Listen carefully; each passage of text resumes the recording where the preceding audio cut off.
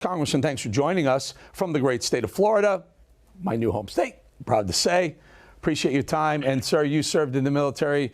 You gave greatly to protect the flag that's behind you and the things that we protect. The founding fathers gave us capitalism, sovereign borders. What's happening with this administration? This administration doesn't want that. They don't want capitalism where the people control industry. As you said, they want socialism where the government controls industry.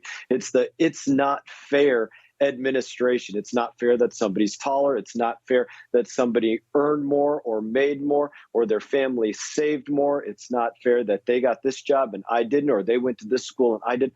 And that's not what it's all about. That's not what America is all about. And the military, you talked about it first, is the best example for that, because we work under the most austere conditions that anybody could find on the planet, situations of war.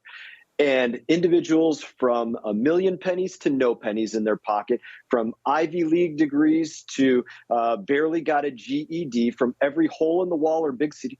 And we all come together and we get the job done no matter what, without the excuse making. I think it's one of those last bastions of places that the liberals want to destroy, because it is best man, best woman for the job, which is not what they want out of America anymore, the opposite of what the founders believed. Congressman, the thought of this, when you have a universal basic income, basically everyone gets paid just to live, not to work, but just to live.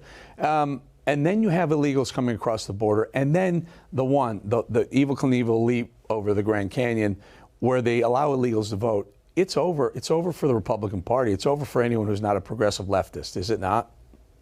You're exactly right. And you missed one place. I think you covered every place that they're working on doing this. There's one that just passed as well. They wanted the illegals to be counted in the census as well, so they can get more dollars to their states in these various ways that are affected by population. Of course, as you mentioned, one of the most important places, voting rights. Well, the HR 1 that Democrats have been working to put through the House of Representatives for years, they were successful. It just didn't become law. Was that you have all of these things to fundamentally change elections, except for the most important thing, which is voter ID. And you have to have signatures that match. That's not what they want. They want to have illegals get IDs, driver's licenses, you name it, so they can vote wherever they want and vote for Democrats. You nailed it. All right. So it's just one of the other stories that we want to talk about today. Again, military background, sir. When you hear Vladimir Putin saying, guess what? This nuclear treaty we've had with you for decades, off the table. Does it scare you?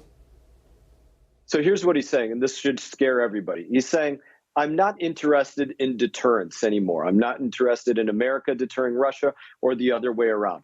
Here's what we're going to do. We're not going to tell you how many nukes we have out there on the wing of an aircraft or in a submarine or in a land-based system. We're not going to tell you what their range is, whether they're tactical or strategic. We're not going to tell you if we're developing new ones or where they're passing them out to, and we're not going to allow anybody to come and inspect these things. That's what Russia is saying by pulling out of the New START treaty. That should be alarming. And probably what I would say is even more alarming, this is probably not surprising to you.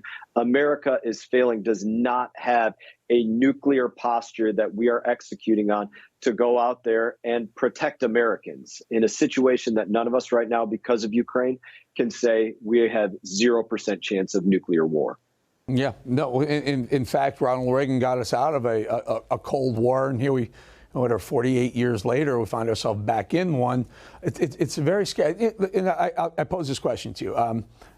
The 1,500 nuclear warheads on each side, that was the treaty. We were going to stop it at this level. China, meanwhile, doesn't have any treaties. They can go and produce whatever they want and likely are. Nuclear, any sort of nuclear war, the use of a nuclear weapon going forward, is it inevitable, unlikely, or simply rhetoric? Or likely? I don't believe that it is just rhetoric. That Vladimir Putin, from the beginning of the Ukraine war, has elevated his nuclear threat posture. He learned something very early on, that if he said, if America does this or NATO or EU does this, I consider that an act of war. He realized that everybody assumed he meant nuclear act of war and that everybody would step back and back off him. I don't believe that's just rhetoric with him. He's not a rational individual based upon my assessment. I do believe that any use of a nuclear weapon in the world today garners a totally different reaction from the world than during the Cold War, during the Soviet era. I do think it is a different time. So whether it's North Korea, who also has those capabilities, or Iran that's trying to get those capabilities, who is, by the way, providing arms to Russia for their war in Ukraine, and we should all be worried about what Russia is proliferating back to Iran, whose number one desire is to have a nuclear weapon. Those should be bigger questions that we're asking as well, not just China, not just Russia, but those other states. Yeah, we already know China is buying Russian oil that no one else is supposed to be buying. They're buying it on the cheap because Russia can't sell it elsewhere. Russia's happy because they're financing their war effort. China's happy because they need oil. Congressman, you know, when you put a dangerous animal, a tiger, a crazy tiger in the corner, and you threaten him, what is he going to do? He's going to fight his way out. And that looks like what I put nothing past Putin. I think you're right, sir. Appreciate your time. Thank you for your service. Congressman Brian Mast, thank you.